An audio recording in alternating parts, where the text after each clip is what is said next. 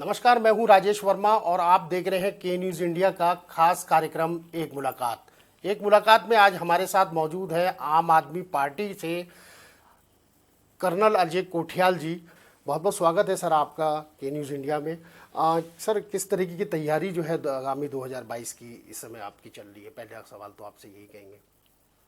हम क्या कर रहे हैं कि एक तो जगह जगह लोगों से संवाद कर रहे हैं। अभी युवाओं से करा हमने, फिर और प्रकार के जो समाज में लोग होते हैं उनसे करेंगे। और अपने जो हमारी जो सोच है, किस तरीके से हम बोलते हैं उत्तराखंड नवनिर्माण, जो मुद्दे हैं उनको समझाएंगे कि कैसे हम उन्हें ग्राउंड पे पूरा करेंगे। और लोगों से डिस्कस करके पूछ रहे हैं कि वो क्या समझते हैं, कौन से प्रायोरिटी वाले इश्यूज़ हैं जो कि हमें एड्रेस करना चाहिए। तो बेसिकली है क्या, जनता से पूछ करके और जो पास आस्पेक्ट जनता बताएगी उसको हम अपने मैनिफेस्टो में प्रायोरिटी वाइज डालेंगे। सर, एक तो बधाई, इसके साथ साथ हम ये भी देंगे कि अब आपकी जो है सिक्योरिटी गार्ड के तौर पे नौकरी भी लग रही है। क्या मामला है सर? ये काफ़ी हाइप हो रखा है इस समय। ये बेसिकली देखो, हम तो इस मकसद से हमने हमने अप्लाई करा, इस मकसद से करा कि हम समझ पाएँ कि वाकई में जो करप्शन के जो तरीके होते हैं या किस तरीके से बाईपास करके एक सिस्टम को आज हुडविंग करके और कुछ लोग एडवांटेज लेते हैं। तो ये है बेसिकली, कुछ लोग आए मेरे पास, कुछ लड़के आए मेरे पास, वो कैजुअल एम्प्लॉयज़ थे। ये अपना विमेन वेलफेयर डिपार्टमेंट, इसमें अब उनको निकाल दिया गया। तो होता क्या है, जैसे डिपार्टमेंट है, कोई डिपार्टमेंट अपने ऑफिस में जो काम करने वाले हैं, अपना जो स्टाफ है, उनको आउटसोर्स करता है किसी एजेंसी के थ्रू। अब जैसे ये डिपार्टमेंट है अपना, जो मैं बोल रहा हूँ विमेन वेलफेयर, इन्होंने एक कंपनी है ए स्क्वायर, उसको आउटसोर्स करा। तो अब ए स्क्वायर मैन पावर प्रोवाइड करती है, जैसे कोई हो गया ड्राइवर हो गया, कंप्यूटर ऑपरेटर हो गया, चपड़ासी हो गया, चौकीदार हो गया। कुछ नॉर्म्स होते हैं, अगर ड्राइवर होगा तो उसके ड्राइविंग लाइसेंस चेक, उसकी कैपेबिलिटी चेक होनी चाहिए। चौकीदार होगा तो फिजिकली फिट होना चाहिए। मतलब इसके जो जो चेक होते हैं, तो यहाँ पे क्या हो रहा है, कोई चेक नहीं होते। कंपनी का ये जो आउटसोर्सिंग जो कंपनी है, जैसे ये अपना ए स्क्वायर जो है, ये क्या करते हैं, इन्होंने एक ट्रस्ट बना रखी है। ये कहते हैं पहले आप एडवांस में उस ट्रस्ट में डोनेशन करो, पैसा दो, और जब वो पैसा दोगे तो हम आपको अपॉइंटमेंट दे देंगे। और हर साल इस तरीके से आपको साल में 3 महीने की तनख्वाह एडवांस में देनी पड़ेगी। तो हमने अप्लाई करा। अब मैं तो एक नॉन फिगर हूँ, अगर मेरे को अप्लाई करने के बाद खाली एक इंटर की मार्कशीट के बेसिस पे ये बोला गया कि ट्रस्ट में आप पैसे दो, और हमने 25,000 रुपये ट्रस्ट में जमा कराए, ऑनलाइन ट्रांजैक्शन हो रखा है, डॉक्यूमेंट्स वो तो सब डॉक्यूमेंट्री एविडेंस होती है, और हमको अपॉइंटमेंट लेटर मिल गया चंपावत में सिक्योरिटी गार्ड अपना इसका चौकीदार का, 8,475 रुपये तनख्वाह हमारी। तो ये अगर इस तरीके का करप्शन सामने आ रहे हैं, और ये तो बड़ा ऑब्वियस करप्शन है, अगर इस तरीके के करप्शन सामने आ रही है, तो जो सरकार बोल रही है कि हम रोजगार का जनरेशन का, एम्प्लॉयमेंट जनरेशन के तरीके बढ़ाएंगे, आखिरी के 6 महीने में हम नौकरियां लगाएंगे, तो ये तो सब कहने की बात है। लोग जो एम्प्लॉयड हैं उनको भी बाहर निकाला जा रहा है। लेकिन सर, ये चैलेंज कैसे करेंगे? जैसे आप कह रहे हैं कि आपसे 25,000 रुपये रिश्वत मांगी गई है बतौर, तो किस तरीके से आप उसको देख रहे हैं? मतलब कैसे आप शो करेंगे कि 25,000 रुपये उसी अकाउंट में, या मतलब उन्होंने ही मांगी है, कैसे? हमारे पास अपॉइंटमेंट लेटर है, अच्छा। फिर उसके बाद जो हमने ऑनलाइन ट्रांजैक्शन करा है उस ट्रस्ट को, उसमें लिखा हुआ आ रहा है कि 25,000 rupees Ajay Kothiyal for security guard employment. और जो ट्रस्ट है और जो ये जो कंपनी है ए स्क्वायर और जो ट्रस्ट है, दोनों के मालिक, दोनों के जो ट्रस्टी हैं वो एक ही आदमी है। तो ये सब डॉक्यूमेंट्स हैं हमारे पास। वही डॉक्यूमेंट लेकर के आज मैं सचिवालय गया था। अभी तक तो अपर सचिव उन्होंने मेरे को बोला है कि हम इस पर एक्शन लेंगे, लिखित में भेज रहे हैं आपको। अभी तक तो आया नहीं, पर हम वेट करेंगे 48 आवर्स क्या एक्शन ले रहे हैं। अदरवाइज़ हम इसको और हाईलाइट करेंगे। और मतलब एक मेजर मुद्दा है, आज यूथ को अगर डायरेक्शन लेस करा जा रहा है इन तरीक़ों से, तो फिर तो बचेगा क्या? मतलब टोटली गवर्नेंस तो पूरा ही फेलियर है फिर तो। सर, आपकी पहचान जो है केदारनाथ से हुई है। अगर राजनीति की बात करें तो ऐसा क्या आपको लगा कि आपको राजनीति में ही जाना चाहिए, इसी में आगे सब कुछ है, या किस तरीके से आप देख रहे हैं इस समय की परिस्थिति को? देखो, मतलब एक अगर डिफाइन करूँ एक डेफिनेशन पॉलिटिशियन की, वो तो हम कभी थे नहीं, ना हम भविष्य में भी कभी उस तरीके के पॉलिटिशियन बन सकते हैं। लेकिन हाँ, ये बात है केदारनाथ में, क्योंकि जब हम काम कर रहे थे तो हमारा समाज से इंटरेक्शन काफ़ी हुआ। हमें अच्छा लगा कि हम समाज में कैसे और चीज़ों को बढ़ा सकते हैं। जब हमारे पास कोई कैपेबिलिटी नहीं थी, उस टाइम पे हमने एक ट्रस्ट शुरू करी थी, यूथ फाउंडेशन, जिससे इतने सारे 10-12 हज़ार लड़के लड़कियां कई नौकरियों में लग गए, बेल्टेड यूनिफॉर्म, आर्मी, इन सब में। अब क्योंकि मेरे को लगा कि इन कामों को और बढ़ाने के लिए तो मेरे को गवर्नमेंट में जाना पड़ेगा, और गवर्नमेंट में जाने का तरीका है कि पॉलिटिकल फील्ड। तब हमने आम आदमी पार्टी, जिससे कि हमें देखा कि जो उत्तराखंड के जो मुद्दे हैं वो आम आदमी पार्टी ने साबित करे हैं दिल्ली जैसी जगह में, तो हमने फिर काफ़ी सोच समझ करके आम आदमी पार्टी ज्वाइन करी और आज हम इस फील्ड को आगे बढ़ा रहे हैं। राज्य बने 22 साल होने जा रहे हैं, लेकिन राजधानी का जो मुद्दा है वो अभी तक क्लियर नहीं हो पाया। अगर आप आते हैं, आपकी पार्टी जो है बढ़िया स्तर पे जो है मजबूती से जो 2022 में आती है, तो क्या राजधानी को लेकर के, स्थायी राजधानी को लेकर के क्या आप लोगों का आगे का मोटिव है? देखिए, राजधानी तो पहाड़ी राज्य है उत्तराखंड, तो राजधानी तो पहाड़ में होनी चाहिए। गैरसैंण इतनी बढ़िया सेंट्रली लोकेटेड जगह है, सल्ट से भी उसकी अप्रोच है, कुमाऊं साइड से भी है, गढ़वाल में अलग अलग जगहों से उसकी जो अप्रोच है। तो अब उसमें क्या है कि क्योंकि बननी ऊपर चाहिए थी, किसी इंटरेस्ट की वजह से लोग जो यहाँ पे जो पॉलिटिशियन हैं उनके इंटरेस्ट की वजह से कभी ऊपर नहीं जा पाई। अब वो बोलते हैं टेम्पररी राजधानी, कभी समर की होगी, कभी विंटर की होगी। ये तो सब ना बोलने वाली बातें हैं, इससे तो मैनेजमेंट सिस्टम और ख़राब होता है। अब गर्मियों की राजधानी ऊपर होगी, गर्मी में आप ऊपर जाएंगे कोई मुद्दा लेकर के, तो अधिकारी बोलेंगे कि फाइल तो देहरादून में छूट गई है, बक्सा तो देहरादून में रेफरेंस। त्रिवेंद्र जी ने जैसे ग्रीष्मकालीन राजधानी घोषित किया है, उसको उसको कैसे देख रहे हैं सर? गलत है, बिल्कुल परमानेंट राजधानी होनी चाहिए गैरसैंण तो। आप अगर आते हैं तो, आप पार्टी आती है तो कहाँ पर आप चाहेंगे कि राजधानी बने इसकी? गैरसैंण राजधानी होनी चाहिए, लेकिन हम उसके साथ में ना और भी होमवर्क कर रहे हैं। जैसे मान लो अगर राजधानी ऊपर जाती है तो कौन से डिपार्टमेंट्स होते हैं एसेंशियल जो राजधानी के साथ जाते हैं? सेक्रेटेरिएट होगा, उसके साथ में एकदम से होता है लॉ एंड ऑर्डर, इसका मतलब पुलिस डिपार्टमेंट हो गया, हेल्थ डिपार्टमेंट हो गया, एजुकेशन हो गया, पीडब्ल्यूडी हो गया, जो कंस्ट्रक्शन के डिपार्टमेंट होते हैं। तो जितने डिपार्टमेंट्स हैं हम इनकी सबकी लिस्टिंग कर रहे हैं। फिर हम क्या कर रहे हैं, मान लो गैरसैंण है, अब ये गैरसैंण हो गया तो गैरसैंण के 30 किलोमीटर का एक दायरा लेकर के, जैसे गैरसैंण से एक सड़क चली गई अपना कुमाऊं की तरफ, एक चलेगी आद बद्री की तरफ, एक चलेगी सल्ट की तरफ, उसमें हम आइडेंटिफाई कर रहे हैं कौन सी फॉरेस्ट लैंड है, उसमें आइडेंटिफाई कर रहे हैं कौन सी रेवेन्यू लैंड है, और कौन सा डिपार्टमेंट ऐसा है जो कि राजधानी के बिल्कुल नज़दीक होना चाहिए, कौन सा दूर रहे तब भी चलेगा, जो कि डेली का नहीं होता। तो हम तो पूरा मॉडल बना के दे रहे हैं कि राजधानी अगर बनेगी तो आसपास भी 30 किलोमीटर में कौन कौन सी जगहों पे किस टाइप के डिपार्टमेंट्स हैं, हम वो तैयारी कर रहे हैं। और इसको तो हमने 100% राजधानी को ऊपर लेके जाना ही जाना। आप ये मुद्दा लेकर के चलेंगे चुनाव में, कहा जा सकता है कि राजधानी का खास हाँ, तौर से, देखो, क्योंकि बड़ी समस्या जो है अभी तक रही है, देखने को मिली है। कई लोगों की आशा है कि भाई स्थायी राजधानी हो, लेकिन हमेशा जब भी कोई पार्टी आती है, अभी तक अमूमन देखा गया कि भाई बीजेपी आई, फिर कांग्रेस आई, तीसरा कोई विकल्प जो है अभी प्रदेश में नहीं देखने को मिला। देखिए, उत्तराखंड ना पहले यूपी का हिस्सा था, तब उत्तराखंड ये जो इलाका है, पहाड़ के इलाके, प्लेन्स के इलाके जुड़े हुए उत्तराखंड से, तब ये लगता था कि यूपी इतना बड़ा होने के कारण से उत्तराखंड नेग्लेक्टेड रहता है, उत्तराखंड में वो उतनी रिसोर्सेज नहीं लगा पाता है जितनी कि और जगहों पे लगती है। तो एक आंदोलन हुआ, आंदोलन में उत्तराखंड यूपी से अलग हुआ। जब वो अलग हुआ तो उस टाइम पे लोगों की बहुत सारी मतलब जो सोचें थी कि यहाँ पे रोज़गार के तरीके बढ़ेंगे, हिमालय है यहाँ पे, नेचर है यहाँ पे देवताओं के स्थान है, तो ये सब ना रेवेन्यू एम्प्लॉयमेंट जनरेशन के भी बड़े अच्छे तरीके हैं। ये एम्प्लॉयमेंट हो, यहाँ पे हेल्थ स्कीम अच्छी हो, एजुकेशन अच्छी हो, करप्शन फ्री होना चाहिए, क्योंकि अब अपने विधायक आप चुन रहे हो, सरकार आपकी है, यहीं के लोग कर रहे हैं, लेकिन वो सब चीज़ें हो नहीं पाई। उन्हीं में एक इशू ये भी था कि गैरसैंण ऊपर आना चाहिए, राजधानी गैरसैंण में होनी चाहिए, ये सब नहीं हो पाई। तो खाली गैरसैंण नहीं, हम और मुद्दों को भी लेकर के चल रहे हैं, जो कि जिसे बोलते हैं उत्तराखंड के सुलगते हुए सवाल उस टाइम के। तो आज का बड़ा मुद्दा क्या समझते हैं राजधानी के अलावा भी, और भी जो चीजें हैं पॉलिटिक्स? रोजगार बड़ा मुद्दा है। रोजगारी, और हाँ बिल्कुल, रोजगार बड़ा मुद्दा है। रोजगार से जुड़ता है पलायन में अगर 3 बेसिक चीज़ें प्रोवाइड करी जाए तो काफ़ी हद तक पलायन रुक जाएगा। एक तो पहाड़ों में रोजगार, फिर उसके बाद में हो गया आप उनको वहाँ पे एक हेल्थ अच्छी हो, एजुकेशन अच्छी हो, और जो हम लोगों से जो इंटरेक्ट कर रहे हैं, युवाओं से इंटरेक्ट कर रहे हैं, उसमें भी आ रहा है कि रोजगार जो है ना वो सबके लिए एक समस्या हो गई है। इस तरीके से लड़के बात कर रहे हैं, एग्जाम्पल दे रहे हैं, कहते हैं मैं 20 साल का हूँ, मैं तो अपना फ्यूचर नहीं समझ पा रहा हूँ, लेकिन मेरा जो भाई 13 साल का है अभी, 7 साल के बाद जब वो मेरी एज में आएगा तो हमें तो दिख रहा है उसका भी फ्यूचर बिल्कुल मतलब गायब है। और महिलाएं जो कर्मठ हैं यहाँ पे पहाड़ों में, तो महिलाएं एक बड़ी स्ट्रांग वो है ना, चलाने की रीढ़ की हड्डी।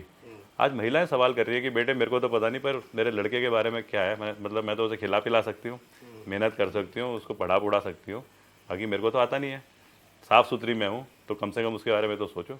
अच्छा, आपकी पार्टी ने तो आपको मुख्यमंत्री के तौर पे आपको प्रेजेंट कर दिया है, क्या लगता है कि अन्य जो पार्टी हैं, कांग्रेस की भी बात करें या बीजेपी की भी बात करें, तो कोई चेहरा जो है उनको भी जो है क्लियर कर देना चाहिए 2022 के लिए?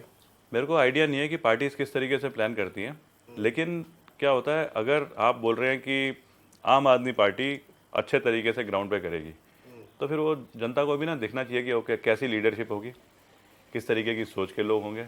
अब हमारे साथ में कोई डाउट नहीं है, अगर कोई बोले केदारनाथ पुनर्निर्माण, वो तो हुआ है।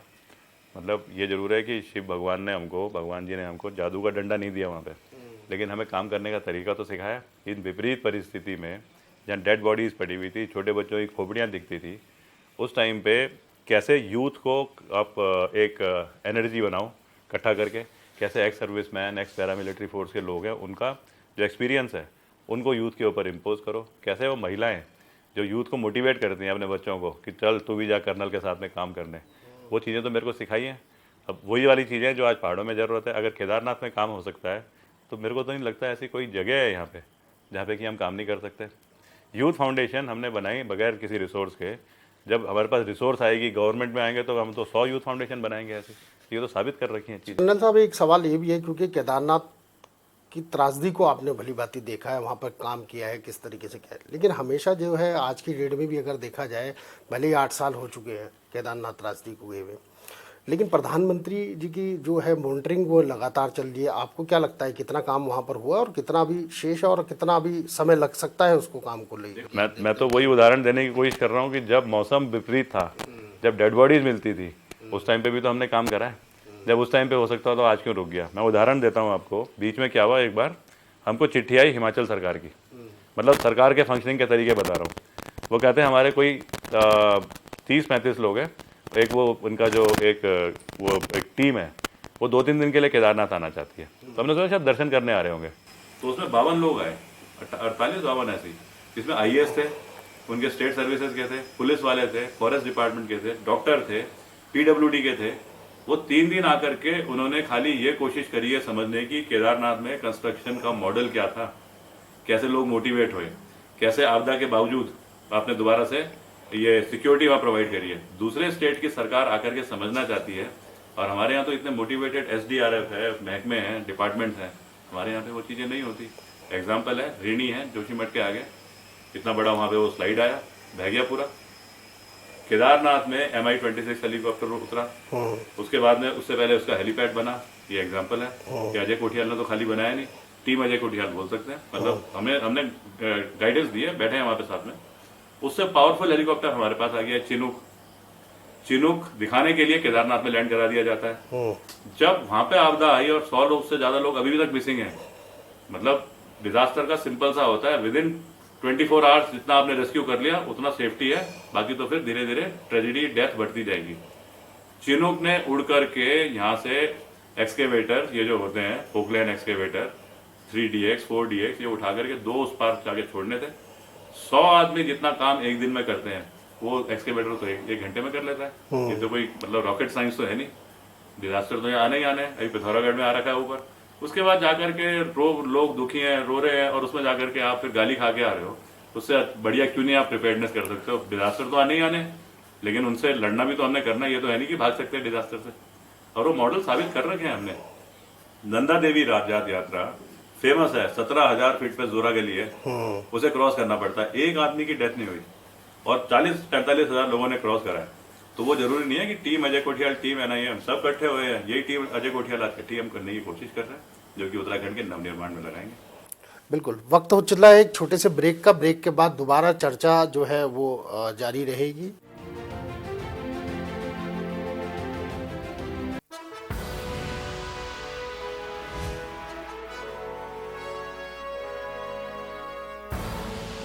आप देख रहे हैं के न्यूज, खबरों का सारथी।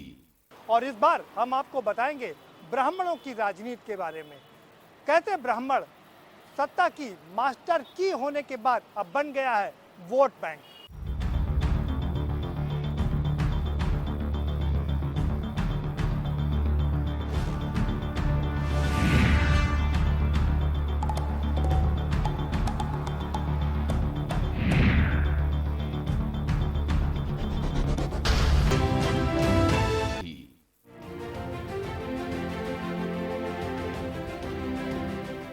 ब्रेक के बाद चर्चा लगातार जारी है। हमारे साथ मौजूद हैं कर्नल अजय कोठियाल जी। कोठियाल जी, सबसे बड़ी बात एक ये भी है कि भू कानून को लेकर के लगातार जो है जो है मांग हो रही है इस प्रदेश में। देखिए, भू कानून तो हमारी सरकार तो आएगी, लेकिन सरकार को अभी इसको स्क्रैप कर देना चाहिए। और स्क्रैप भी नहीं है, क्या है कि भू कानून पहले तो आ नहीं रहा था यहाँ पे, फिर दबाव आया तो अपने तिवाड़ी जी की सरकार के टाइम पे भू कानून आया, बड़ा नॉर्मल सा। उसको और स्ट्रांग बनाया गया अपने जनरल खंडूरी जी के टाइम पे, लेकिन फिर भी उतना स्ट्रांग नहीं था वो। अब त्रिवेंद्र रावत जी के टाइम पे जब सरकार में उन्होंने एक अमेंडमेंट लेकर के आ गए, और वो जो अमेंडमेंट है वो कुछ नहीं है, खाली अमेंडमेंट की वजह से भू कानून बंद हो गया। अमेंडमेंट हो गया कि सबके लिए सब चीज़ें फ्री कर दो, मतलब सब चीज़ें अवेलेबल कर दो, ये जो थी इतना मीटर वगैरह वो सब खत्म हो गया। अब हमने करना क्या है, सरकार ने, ये थोड़ी है कि भू कानून दोबारा से कहीं अप्रूव कराना है, एग्जिस्ट कर रहा है, अमेंडमेंट को कैंसिल करना है। अमेंडमेंट कैंसिलेशन तो मेरे को नहीं लगता कि कोई भी गवर्नमेंट जो प्रोसीजर्स होते हैं उसमें कोई डिले की वो है प्रोसेस। भू कानून को उसके बाद में और स्ट्रॉन्ग करने की ज़रूरत है। एग्जाम्पल अगर कोट करूँ, जैसे यहाँ पे बीच में हुआ था इन्वेस्टर समिट, तो इन्होंने बुलाए सरकार ने ऑल ओवर इंडिया, सब जगह से ग्लोबल के अच्छी जो इंडस्ट्रियलिस्ट हैं उनको समझाया ये उत्तराखंड है, यहाँ पे ये रिसोर्सेज हैं, आप आकर के यहाँ पे इंडस्ट्री लगाओ, आपकी इंडस्ट्री भी वो फ्लरिश करेगी और हमारे यहाँ पे रोजगार भी बढ़ेगा। तो उसमें उन्होंने एक क्लॉज दिया कि ठीक है, साथ में हम आपको कुछ कंपेंसेशन, मतलब वो सपोर्ट करने के लिए हम आपको सब्सिडी में ज़मीन दे देंगे। अब वो इंडस्ट्रियलिस्ट आए, उन्होंने ज़मीन खरीद ली, फैक्ट्री तो आज तक नहीं लगी। अब अगर आप सोचो कि भू कानून अगर लागू भी होता और उसके बाद बाईपास के तरीके होते, तो फिर तो वो भू कानून को और स्ट्रांग बनाने की ज़रूरत है, ताकि कोई भी ऐसा सिस्टम ना बन पाए कि बाईपास करा जा सके। हिमाचल का मॉडल है, अच्छा है, वो कहते हैं कि बाहर से आओ और इन्वेस्ट करो, लेकिन ज़मीन का जो हक हकूक है वो आदमी के पास ही रहेगा। लीज पे होगी ज़मीन, लीज पे क्लॉजेज होंगे कि ठीक है हर बार इंक्रीज भी करा जाएगा कुछ परसेंटेज, बाहर से जो इन्वेस्ट करने आ रहा है उसका भी नुकसान ना हो, और स्टेट की जो अपनी एसेट्स हैं, अपनी प्रॉपर्टी है, वो स्टेट की रहे, वो जो स्टेट के रहने वाले हैं उनकी रहे। कल पता चले यहाँ पे हम अभी जैसे पहाड़ हैं, पहाड़ों में जंगलों में इतनी रिसोर्सेज हैं, हम खाली चौकीदार बन के रह गए वहाँ के, बाकी तो सारे क्लॉज लग रखे ना हमारे अगेंस्ट कि कोई काम नहीं हो सकता, मतलब इन्वायरमेंट को देखते हुए। वैसे ही ये ज़मीन जो है, हम इस ज़मीन के खाली बस सफाई कर्मचारी रह जाएंगे और ज़मीन दूसरों के नाम पे हो जाएगी। तो सर 22 में कहाँ से लड़ने की तैयारी है आपकी? मतलब देखिए, इलेक्शन तो लड़ना ही है, और हमारी जो बनती है 2-3, मतलब वैसे तो आम आदमी पार्टी तो सब जगह से लड़ेगी, क्योंकि मकसद यह है आम आदमी पार्टी का कि इलेक्शन ही नहीं, हमें तो प्रोग्रेस देखनी है स्टेट की। तो इसका मतलब अगर स्टेट की प्रोग्रेस देनी तो पूरी 70 जगह होगी। हमारी 2-3 जगह हैं, रहने वाले हम नरेंद्र नगर के हैं, केदारनाथ में हमने काम करा है, ये अपना क्या बोलते हैं गंगोत्री हमारी कर्म भूमि है, तो हमको तो लगता है कि शायद हम गंगोत्री, और सरकार भी गंगोत्री से बनती है। तो सर ये भी आप कैसे देखते हैं कि मतलब जो इस समय पुष्कर सिंह धामी जी मुख्यमंत्री हैं भाजपा से, किस तरीके से देखते हैं बड़ी चुनौती भाजपा के सामने किस तरीके से ला पाएंगे आप 22 के लिए? देखिए, धामी जी तो एक मतलब अच्छे, समझदार, यूथ और मोटिवेट करने वाले इंसान हैं। हम भी उनको देखते हैं एक अच्छे उससे। अब प्रॉब्लम खाली है कि सरकार इतनी बुरी तरह से मतलब जिंगल अप हो गई है पॉलिटिकल एक्टिविटीज़ की वजह से, कौन किसके पीछे पड़ा हुआ है विद इन पार्टीज, बीजेपी में भी, कांग्रेस में भी, वो ना छोटे छोटे वीडियोस कभी हाईलाइट होते हैं। अभी हम देख रहे थे कहीं यहाँ रायपुर में भी कहीं चल रहे थे, एक मंत्री जी थे और दूसरे विधायक जी थे, और मतलब उससे तो गंदी भाषा हो नहीं सकती। कहीं पे हम देखते हैं कि वो किसी ने कोई चिट्ठी लिख दी। अब इन सब हालात में धामी जी कितना कर पाएंगे, अभी तक दिख नहीं पा रहा है उतना। जो 2 मुख्यमंत्री गए हैं इनके पूर्व के, उनके कार्यकाल को किस तरीके से आप देख रहे हैं? क्योंकि 5 साल सरकार को हो चुके हैं। अगर केंद्र, मतलब बीजेपी जिस तरीके से चलती है, केंद्र सरकार चलाती है, केंद्र सरकार अपने आदेश देती है कौन रहेगा कौन हटेगा, उसमें अगर वो हटा रहे हैं मुख्यमंत्रियों को तो इसका मतलब कार्यकाल तो खराब रहा ही होगा, तभी जाके हटाया। लेकिन इतना जल्दी जल्दी हटाया तो डिसीजन मेकिंग में भी कहीं उनकी ना एरर दिखती है कि 30-30, 40-40 दिन में अगर मुख्यमंत्री हटाएंगे तो हमेशा ऐसे लगता है, अभी नड्डा साहब आ रखे थे तो लग रहा था कि यहाँ आ रखे हैं, तो ऐसा तो नहीं कि तीसरे मुख्यमंत्री जी बदली हो रहे हैं। मतलब ये आदमी तो सोचता है ना, और आम जनता भी तो समझदार है, वो देखती है, ऑब्जर्व करती है, उसको भी इनपुट्स आते हैं, उसको भी जानकारी आती है। तो एनालिसिस मेरे ख्याल से सरकार के इतने नेगेटिव नहीं जाने चाहिए कि लोगों के अंदर हताश होने की नौबत आ जाए। सर एक पर्सनल आपसे सवाल है, टोपी का क्या रहा जाए? क्योंकि हम देख रहे हैं कि आप जब भी अभी तक शुरू से आपको देखा है कि टोपी जब से आर्मी की आपने जो है वर्दी के बाद जो है ये टोपी को लगातार आपने पहन रखा है। इसको बोलते हैं शेरपा हैट। अच्छा, हैट बोलते हैं, शेरपा हैट। और इसका जो लोगो है इसमें जो सारा शॉर्ट में समझाता हूँ। जी जी ये जो सामने है इसके, जी, ये एक नॉट है, इसमें कोई वो नहीं दिखेगा आपको कि कहीं गिठा है। अच्छा तो ये अनएंडिंग नॉट, नहीं खत्म होने वाली नॉट। अच्छा। फिर क्या होता है इसमें, ये टोपी जो है ये काठमांडू में बनती है। शेरपा कम्युनिटी है जो 10-11 हजार हाइट में जो पैदा होते हैं और सबसे ज्यादा पहाड़ों में चढ़ने की लंग कैपेसिटी होती है उनकी। तो एक शेरपा ने ये टोपियां बनानी शुरू करी जिसमें कि ऊन, फिर उसके बाद में आपका रिंगाल, इन चीजों को मिक्स करके बनाया। अब ये जो टोपी है इसके साथ में ये 2 निशान है। पहला ये जो है ये है आइस एक्स, पहाड़ में चढ़ने वाली कुल्हाड़ी। क्योंकि मैं NIM का प्रधानाचार्य रहा हूँ इसलिए ये आइस एक्स, क्योंकि मैं माउंटेनियरिंग में रहा हूँ इसलिए आइस एक्स। दूसरा है ये है अल्टी, इसे बोलते हैं गढ़वाल राइफल का क्रॉस। ये जो नीचे वाला है, ऊपर अशोक है, नीचे माल्टीज क्रॉस बोलते हैं। माल्टा एक देश है, उसमें जब लोग कोई बहुत तगड़ा जोश का, ताकत का काम करते थे तो उसको दिया जाता था माल्टीज क्रॉस। ये गढ़वाल राइफल का, इसलिए ये पहनता हूँ। ये हमारी लोगों को उत्साह बढ़ाने वाली और लोगों से उत्साह लेकर के आगे चलने वाली वो टोपी है। ये वो टोपी नहीं है जो पहनाई जाती है। अच्छा, और साथ में एक ये भी है कि अभी बिजली को लेकर के एक बड़ी आप लोगों ने घोषणा की थी कि 300 यूनिट देंगे। उसके बाद सरकार के मंत्री जो हैं उन्होंने भी घोषणा करी कि 100 यूनिट वो देंगे। तो अभी कोई धरातल पे तैयारी उनकी दिखी नहीं है। वहाँ पर भी अगर कैबिनेट में भी अगर देखा जाए तो कोई ऐसा प्रस्ताव नहीं है। तो क्या जुमलेबाजी रही है? नहीं, ये तो मेरे को समझ में नहीं आता। सरकार तो है, अगर दे रहे हैं तो दो। हम तो क्योंकि सरकार में नहीं है, हम तो इस लेवल पे समझा रहे हैं कि घर घर में जाकर के लोगों को बिजली का एक वो गारंटी कार्ड दिया जा रहा है। जैसे आपके घर में गए तो आपको समझाया पहले तो ये बिजली क्यों आपके हक की बिजली है, मुफ्त की नहीं है। टिहरी डैम हमारा है। टिहरी डैम में जो पानी भरा तो उसके नीचे जो लोग रहते थे पहले, वहाँ पे पुराना टिहरी हो गया, चिन्याली सौड़ तक कितने सारे थे, घनसियाली की तरफ अलग थे, जो गाँव छोटे छोटे, कोई 1.25 लाख लोगों का वहाँ से माइग्रेशन हुआ है, शिफ्ट हुआ है, जहाँ पे क्योंकि पानी भरना था। उनको ये प्रॉमिस करा गया था कि तुमको कंपेंसेशन के साथ में फ्री बिजली भी दी जाएगी। आज तक नहीं दी गई। तो ये तो हक की बिजली है। अब उत्तराखंड सरकार ने उल्टा क्या कर दिया है, कोर्ट में इस तरीके से अपने केस को प्रोजेक्ट करा कि उत्तराखंड में होने के बावजूद ये डैम जो है वो यूपी का हो गया। तो इसकी जो बिजली की पैसे वो यूपी कमाता है। अब ये बिजली जो है हम लोगों को किस तरीके से समझा रहे हैं कि पहले तो हमारी हक की बिजली है, फिर उसके बाद में दिल्ली जैसी जगह जहाँ पे बिजली खरीदने के बाद सरकार दे पा रही है, तो यहाँ पे क्यों नहीं हो सकता? यहाँ तो बिजली पानी तो हमारा ही है सारा जो जा रहा है नीचे। तीसरा, हम रजिस्ट्रेशन जो करा रहे हैं, आपके घर में गए, आपको समझाया सब कुछ, फिर आपके फ़ोन से एक मिस कॉल गई, वो हमारे मेन सेंटर में जाती है। वहाँ से एकदम से आपको एक मैसेज आएगा SMS, उसमें 6-7 डिजिट का नंबर होगा। आपको कार्ड दिया जाएगा, कार्ड में वो नंबर लिखा जाएगा 6-7 डिजिट का, आपका यूनिक नंबर है वो, रजिस्ट्रेशन नंबर। आपने वो संभाल के रख दिया। उसके बाद आपसे पूछा जा रहा है कि कोई सुझाव है, तो लोग ये सुझाव दे रहे हैं कि हमारे पास, मेरे घर में तो 120 यूनिट बिजली लगती है, लेकिन बाकी 180 काटना मत, कि वो जो बिजली है हम चाहते हैं अपने घर के बाहर लगाएं, क्योंकि यहाँ तो हमारे जंगलों में घर है, सांप बिच्छू अंदर घुस जाते हैं, बाघ जो है वो किसी भी टाइम पे आकर के बच्चे को, जानवर को हमारे सामने से उठा के ले जा लेता है। तो ये बिजली से एटलीस्ट वो डेटेरेंट बनेगा। लोग ये बात कर रहे हैं। अभी परसों में गया था सल्ट, एक बुजुर्ग आदमी कहता है बेटा मेरा तो देखो कुछ भी नहीं है, मेरे लिए 200 रुपये भी बहुत बड़े होते हैं, मेरे घर में 2 बल्ब लगते हैं और वो दिखा रहा है बिल 4000 का बिल आ रखा है। तो कहीं ना कहीं ये इतनी बड़ी एरर है कि खाली कहने के लिए कि बिजली एक लॉलीपॉप है, बिजली वाकई में लाइफलाइन है यहाँ की।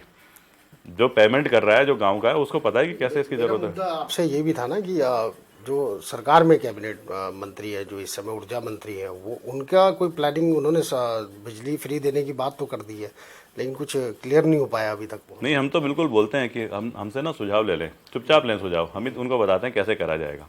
क्योंकि अभी आप देखो, हम जो रजिस्ट्रेशन करा रहे हैं, अभी 10-12 दिन पहले तक कोई 10 लाख लोगों ने रजिस्ट्रेशन करा लिया है। तो लोग उम्मीद से बैठे हैं। तो आम आदमी पार्टी की सरकार का क्यों वेट करें? यही सरकार कर दे और अच्छा है। आखिर में तो जनता और समाज तो हम ही लोग हैं ना यहाँ उत्तराखंडी, हमको फ़ायदा होगा। बिल्कुल। तो ये थे हमारे साथ कर्नल अजय कोठियाल जी, जिन्होंने बताया कि आगामी 2022 से लेकर बिजली से लेकर पानी और तमाम जो पहाड़ी सुख सुविधाएं जो जनता को मिलनी चाहिए, उनके लिए पार्टी हर स्तर पर काम कर रही है।